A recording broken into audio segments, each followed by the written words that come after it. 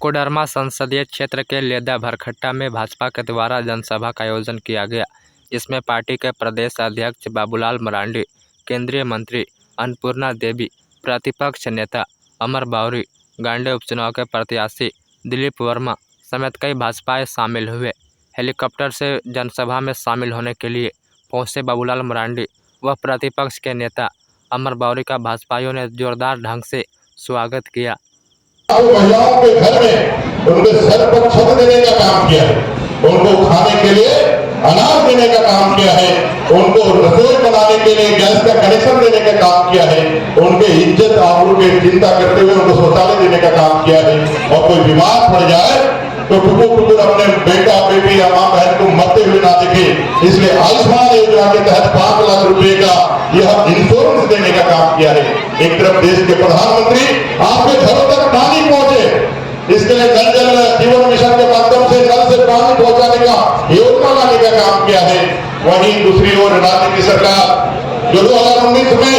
इस राज्य के अंदर ठग करके आपके मतों को ठग करके लेकर के यहाँ सरकार बनाने की काम किया। यह कांग्रेस जेडीयू और बीजेपी के लोग जिन्होंने आपको वहां के लोगों को सपने दिखा के इस झारखंड के भूल भटकता को सपने दिखा करके युवाओं को कहा लाख हम 25 वर्ष लोगों को रोजगार देंगे, रोजगार दे पाए तो 5,000 और 7,000 की बेरोजगारी भत्ता देंगे, और यदि ये भी नहीं कर पाए तो हम राजनीति से संन्यास ले लेंगे। ऐसा हेमंत सोरेन ने जगह जगह गली गली में कह करके आपके मतों का अपने प्रति अपने पार्टी के लेने का काम किया। ये लोकसभा का चुनाव है और लोकसभा चुनाव के साथ साथ गांडे विधानसभा का भी उपचुनाव है। साथियों, देश के अंदर आदरणीय प्रधानमंत्री श्री नरेंद्र मोदी जी के नेतृत्व में लगातार 10 वर्षों से सरकार चल रही है और कोडरमा लोकसभा क्षेत्र की महान जनता को हम नमन करते हैं कि पिछले बार आप सबने जो भारतीय जनता पार्टी को 303 सीट मिला,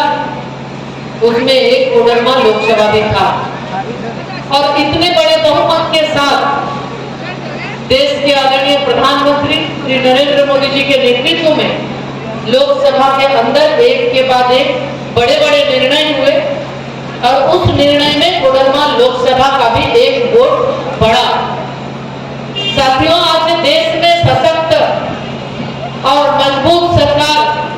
आपने बनाया। आपके आशीर्वाद से, आपके सहयोग से देश में दोबारा आदरणीय प्रधानमंत्री श्री नरेंद्र मोदी जी एक प्रधान सेवक के रूप में देश की सेवा कर रहे हैं और आज तभी ये संभव हो पाया कि देश के अंदर एक मजबूत सरकार थी। मजबूत सरकार बनी तब धारा चाहे कश्मीर से धारा 370 हटाने की बात हो, 35A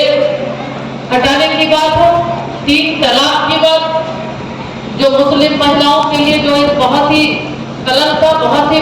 उनके लिए बहुत ही दुखद होता था। आज उसके साथ साथ देश के अंदर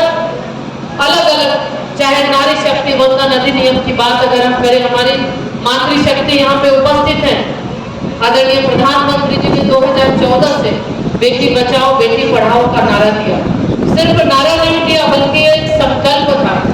उस संकल्प के साथ महिलाओं को आगे बढ़ाने का, महिला सशक्तिकरण का उन्होंने जो एक मिसाल पेश किया कि हम महिलाओं को लखपति गिनी बनाएंगे, हम महिलाओं को आत्मनिर्भर बनाएंगे, स्वावलंबी बनाएंगे